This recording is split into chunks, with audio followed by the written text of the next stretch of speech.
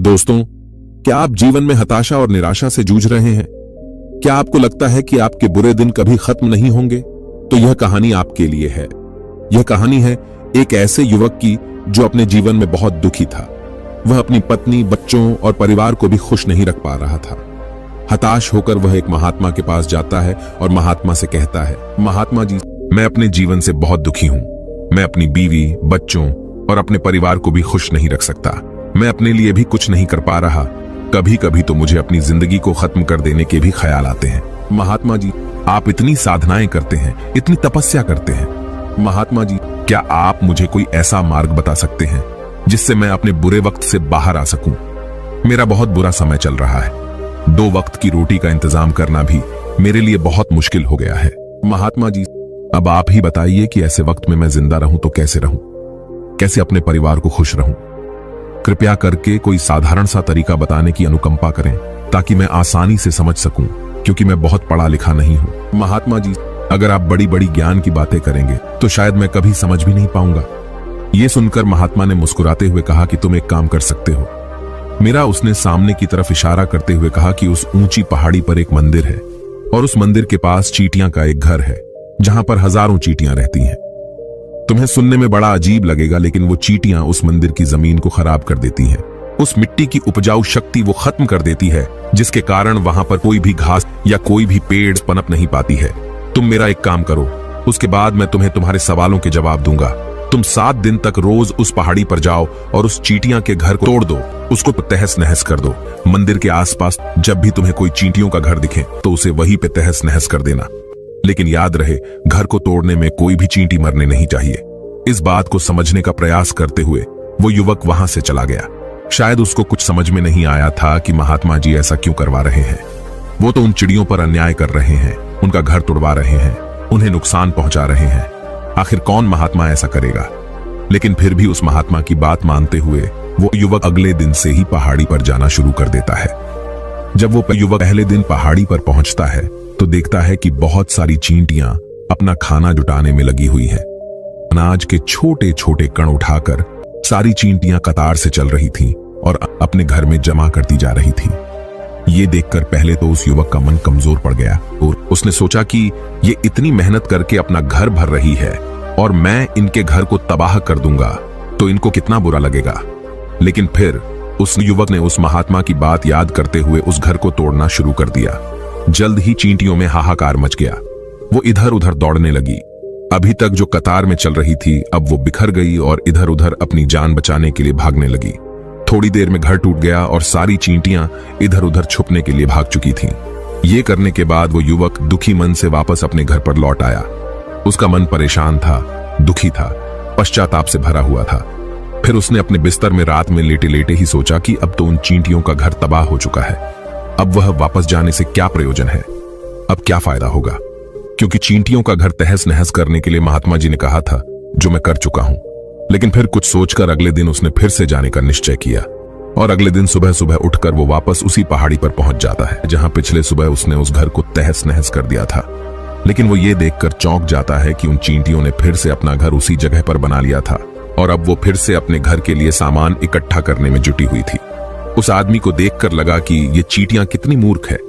इनको पता है कि कल ही इनका घर इसी जगह पर तबाह किया गया है और उसी जगह पर उन्होंने अपना नया घर भी बना लिया। लेकिन फिर से महात्मा की बात याद करते हुए उसने उन चींटियों का घर फिर से तबाह करना शुरू कर दिया। फिर से उन चींटियों में हलचल मच गई। कुछ ही देर में उनका घर फिर से नष्ट हो गया और वो युवक थोड़ा संतोष के भाव से कि इस बार तो मैंने अच्छी तरह से उस घर को तबाह कर दिया है। अब तो वो चिड़िया यहां पर अपना घर बना ही नहीं पाएगी। इसीलिए जाने से पहले उसने उस घर पर ठंडा पानी भी डाल दिया ताकि चींटियां वहां पर अपना घर न बना सके। और इस तरह अपना कर्म पूरा करके वो युवक फिर से अपने घर लौट आया। आज रात में सोते वक्त फिर से वो इंसान यही सोच रहा था कि क्या महात्मा ये सही काम करवा रहे हैं? क्या किसी का घर तबाह करना किसी सिद्ध पुरुष को शोभा देता है? क्या हो अगर वो महात्मा सिद्ध पुरुष हो ही ना? क्या होगा अगर वो मुझे बेवकूफ बना रहे हो? लेकिन फिर उसने निश्चय किया कि मैं अपने काम को पहले पूरा कर लेता हूं, उसके बाद ही पता चलेगा कि महात्मा मुझसे ऐसा क्यों करवा रहे थे। और यही सोचकर वो रात में सो जाता है।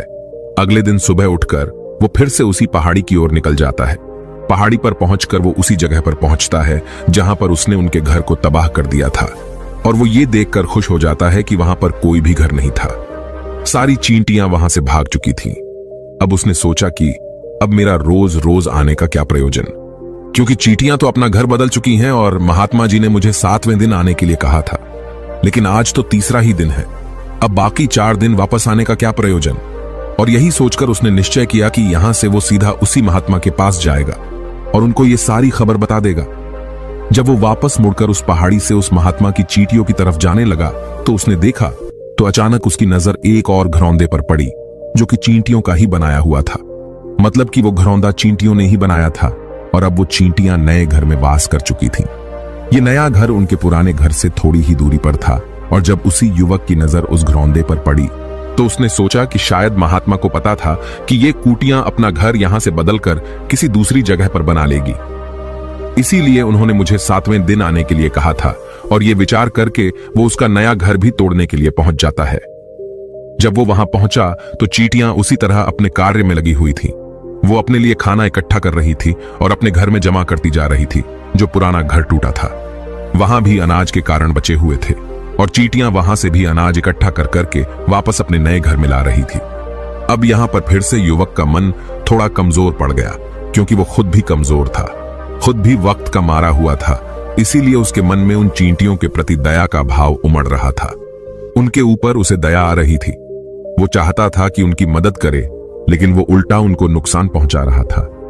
लेकिन उस महात्मा की बात को याद करते हुए उसने फिर से उस घर को तोड़ने का निश्चय किया, और उसने इस बार बड़ी ही सावधानी के साथ बिना किसी चींटी को कोई नुकसान पहुंचाए वो घर तबाह करना शुरू कर दिया। वक्त थोड़ा ज्यादा लगा, क्योंकि किसी भी चींटी को नुकसान न पहुंचाने की शर्त महात्मा ने पहले ही रखी थी।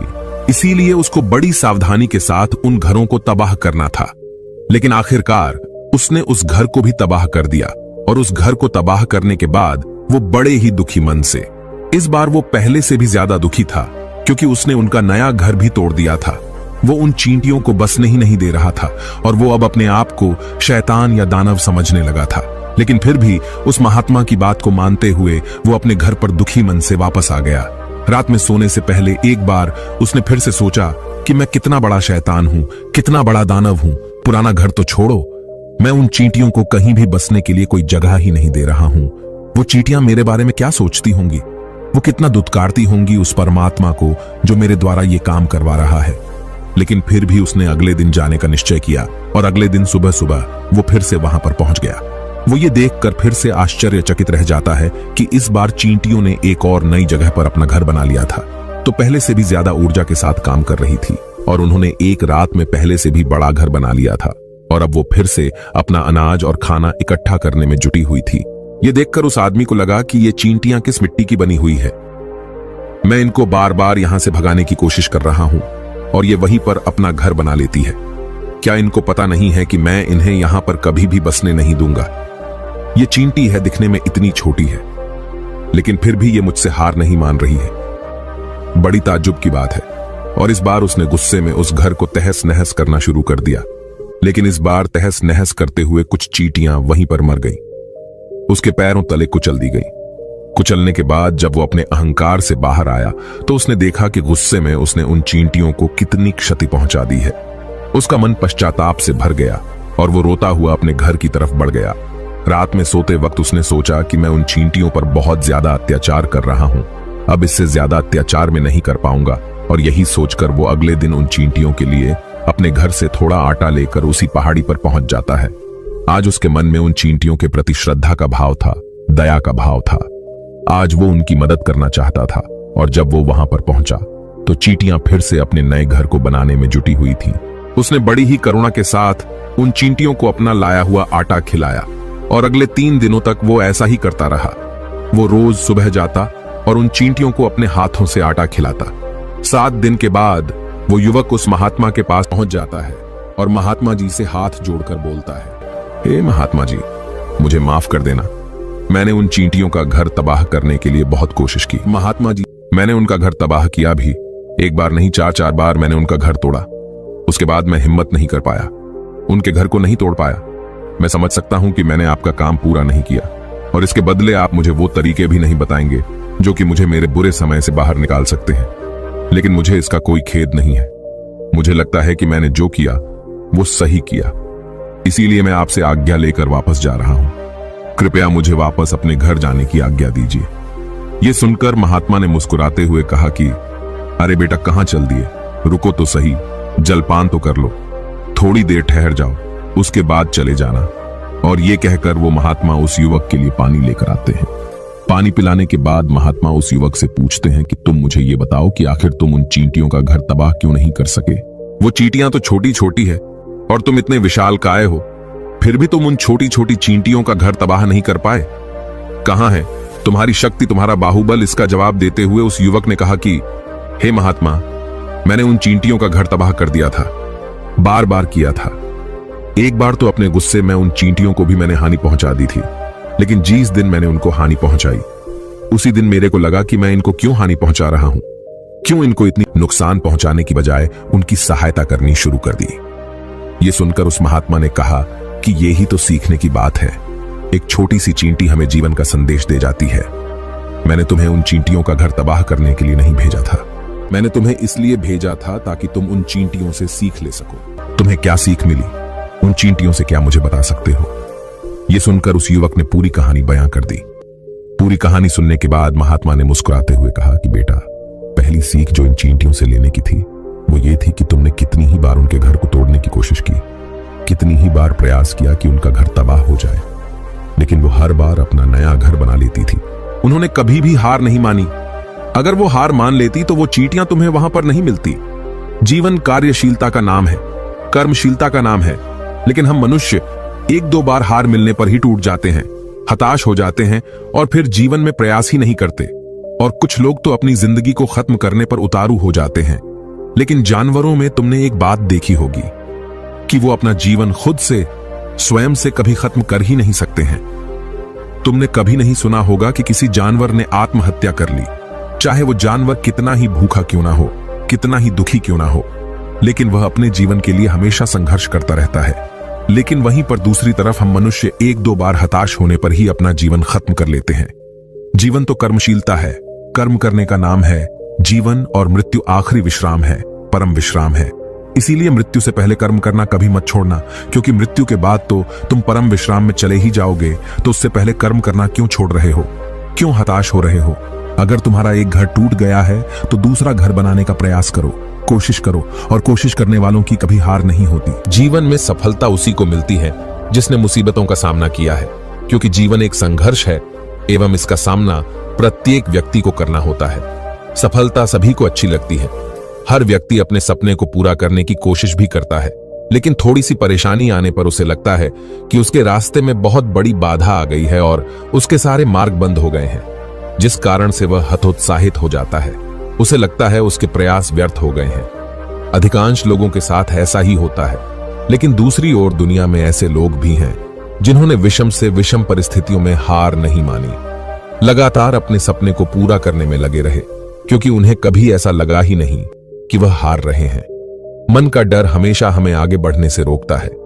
जिस व्यक्ति के मन में हार जाने का डर है, वह कभी भी अपनी पूरी क्षमता से काम कर ही नहीं सकता। उसका मन उसको हमेशा कमजोर होने का एहसास कराता रहेगा। आप चाहे किसी भी फील्ड में हो और आप चाहे कोई भी कार्य कर रहे हो, आपको अपने मन को जीतना बहुत जरूरी है, क्योंकि जो व्यक्ति मन से हार जाता है वह अपार क्षमता होने के बावजूद कभी सफल नहीं हो सकता। अगर आपको जीतना है तो असफल होने के सारे रास्ते बंद कीजिए। आपने स्वयं महसूस किया होगा कि जब इंसान के सभी रास्ते बंद हो जाते हैं तभी वह सबसे ज्यादा मेहनत करता है और सफलता हासिल करता है। अपनी सफलता के लिए खुद को झोंक दीजिए, अपनी असफलता के बारे में सोचना ही छोड़ दीजिए, क्योंकि आपके पास असफल होने का कोई विकल्प ही नहीं है।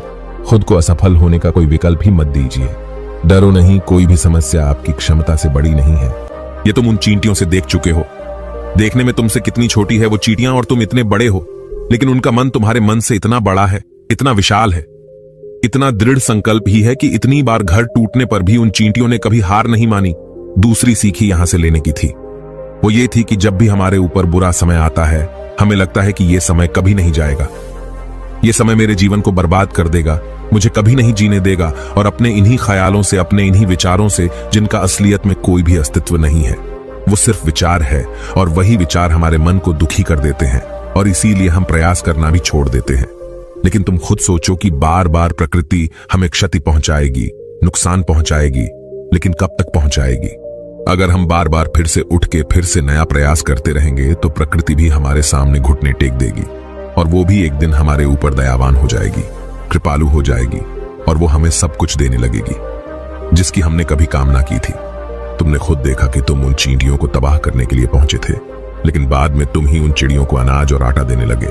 तुम ही उन पर कृपालु हो गए। क्यों हुए? क्योंकि तुमने देखा कि वो चींटियां हार ही नहीं मान रही है। इसी तरह अगर तुम भी अपने जीवन में कभी हार नहीं मानोगे तो एक ना एक दिन ये प्रकृति तुम्हें वो सब कुछ देगी जो तुम अपने जीवन में पाना चाहते थे। इसीलिए 2 सीख याद रखना। पहला, कर्मशीलता कार्य करते जाना, और दूसरा कि एक ना एक दिन प्रकृति तुम्हारी उस कर्म का परिणाम तुम्हें जरूर देगी। तो दोस्तों, इस कहानी से आपको क्या सीख मिली हमें कमेंट करके जरूर बताएं और चैनल को सब्सक्राइब करके इस बेल आइकन को जरूर दबाएं ताकि आपको वीडियो जल्दी से जल्दी मिल सके। धन्यवाद।